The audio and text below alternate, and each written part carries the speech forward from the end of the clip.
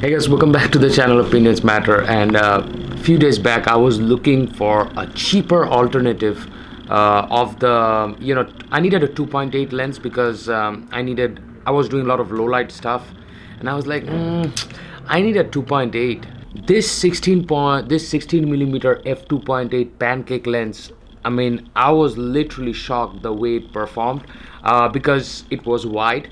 If you guys want to know, this is a 49 millimeter thread, so if you need filters or anything, it's going to be 49 millimeter. And the minimum focal distance on this guy is only 0.8 feet.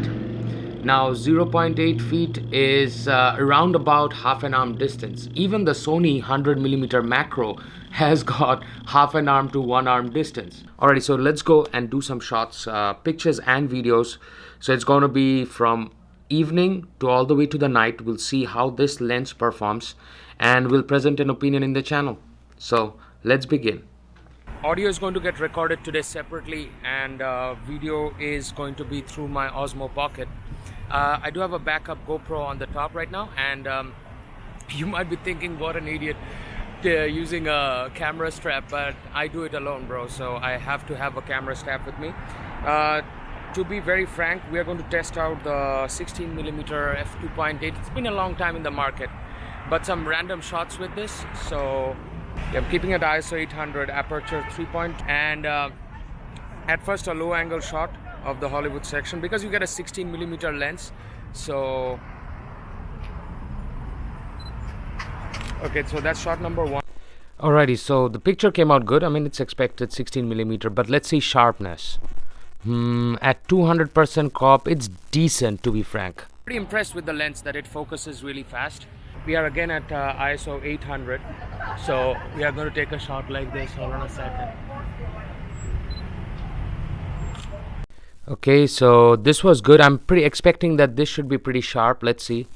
Okay, 200% crop. Now that's really sharp. That's a good performance by Sony.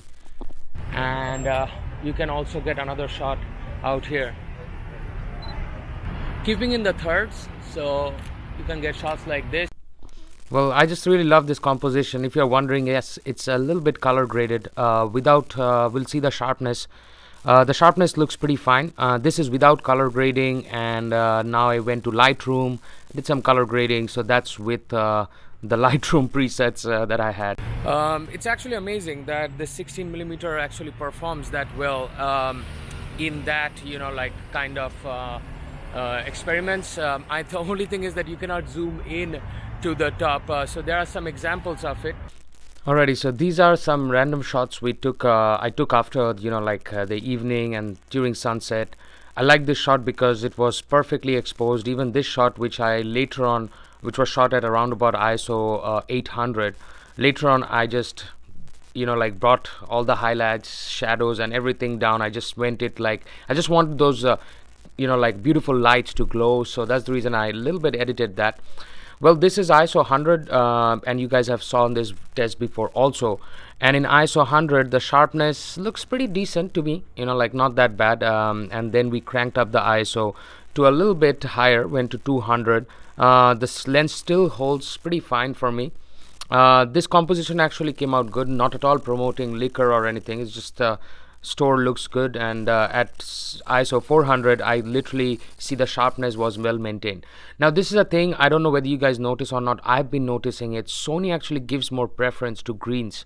So all of these two pictures that you're going to see cropped in, you'll see also out here green is more, which was strange for me for some reason, and I'm not complaining, I'm just saying that they give more to preference to green.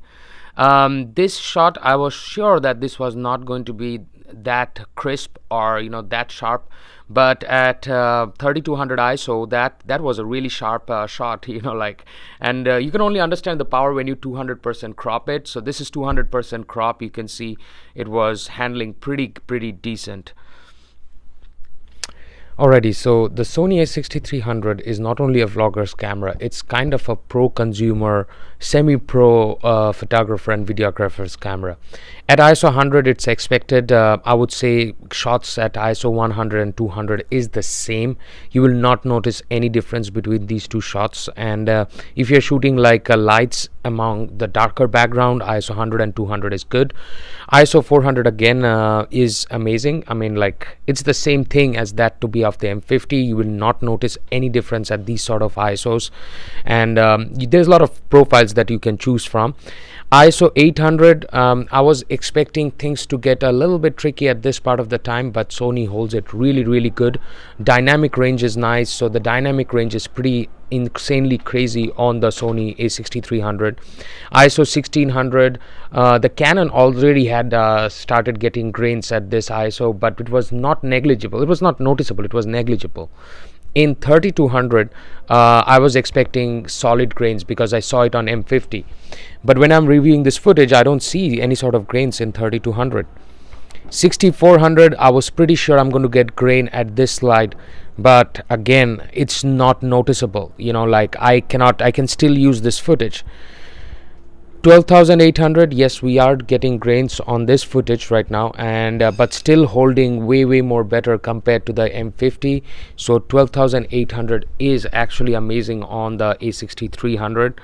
Now when we go to 25,600, that's where the problem begins. Both of these cameras will not be able to perform that good, but the Sony's footage is still usable, where that Canon 12,800 was not usable. So I was reviewing the whole footage, I was reviewing the pictures and the videos. So here are my final thoughts on this lens, which is the 16 f2.8 aperture lens. And autofocusing was pretty fast on like pictures. Videos, yeah, it's gonna lag a bit, but then again, you are expecting from a lens that's only $200. But the thing is that videos, it was like out of 10 shots, 8 shots were focused, like 2 other shots were not getting focused properly.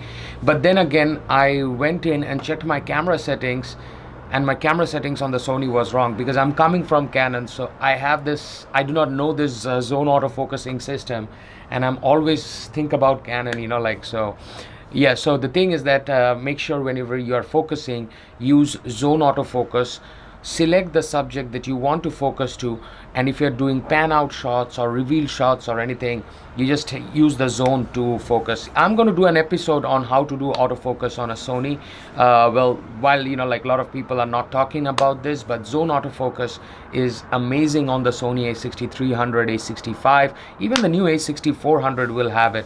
Alrighty guys, if you like this episode, give me a big thumbs up, like, and do press that subscribe button somewhere around, I think on this side. Yeah, okay, I'll put it on this side, and see you again on another episode.